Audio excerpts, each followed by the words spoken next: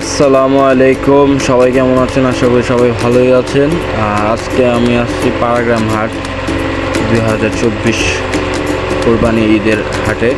তো প্রত্যেক শনিবার পাড়াগ্রাম হাট বসে।